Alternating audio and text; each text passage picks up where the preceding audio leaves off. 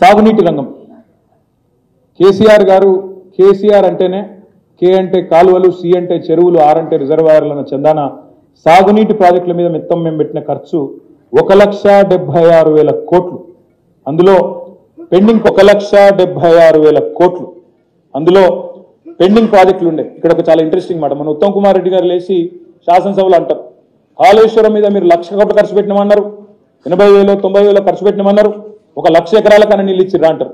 నేను వారికి గుర్తు చేస్తా ఉన్నా, మీరు మాకు అప్పచెప్పిపోయినాడు పాలమూరు జిల్లాలో, మా చంద్రశేఖర్ రెడ్డి గారు ఇక్కడే ఉన్నారు, పాలమూరు జిల్లాలో కల్వకుర్తి, నెట్టెంపాడు, భీమా, మూడు కూడా పెండింగ్ ప్రాజెక్టులుగా ఉండేది, పూర్తి కాల. మాకు అప్పచెప్పినాడు దాదాపు 70-75% పనులు పూర్తయినట్టున్నాయి, లేదా 70% 65% పూర్తయింది.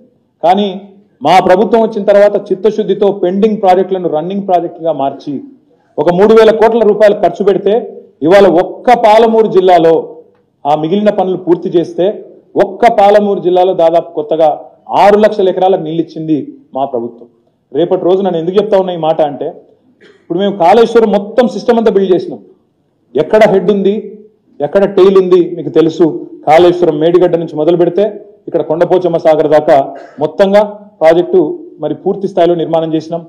మొత్తం ఈ 10 ఏళ్లలో 204 టీఎంసీల రిజర్వాయర్లు, అటు పాలమూరు రంగారెడ్డి, సీతారామ, కాళేశ్వరం మూడు కలిపితే 204 టీఎంసీల రిజర్వాయర్ల ఏర్పాటు చేసింది మా ప్రభుత్వం.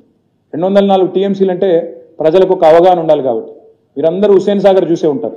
హుస్సేన్ సాగర్ యొక్క కెపాసిటీ 1 టీఎంసీ అంటే 204 హుస్సేన్ సాగర్లను ఇవాళ ఏర్పాటు చేసి ఎక్కడికక్కడ నదులు కిందున్నాయి, నేల పైనుంది, ఎట్లొస్తాయి నీళ్లు అనే వాళ్ళకి సమాధానం చెప్తూ ప్రపంచంలోనే అతిపెద్ద లిఫ్ట్ ఇరిగేషన్ ప్రాజెక్టులు కడుతూ అద్భుతంగా ఈరోజు మొత్తం ఇన్ఫ్రాస్ట్రక్చర్ అంతా వడ్డిచ్చిన విస్తరిలాగా ఇలా వాళ్ళ చేతిలో పెట్టినాం.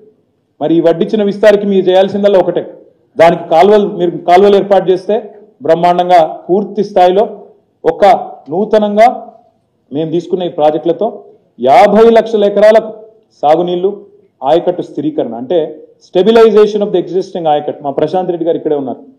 ప్రశాంత్ రెడ్డి గారి జిల్లాలో పక్కనే ఉండే ఆదిలాబాద్ జిల్లా, ప్రశాంత్ రెడ్డి గారి నిజామాబాద్ జిల్లా మధ్యలోనే పోచంపాడు ప్రాజెక్టు, ఎస్ఆర్ఎస్పి ప్రాజెక్టు ఉంటుంది. ఆ ఎస్ఆర్ఎస్పి పైన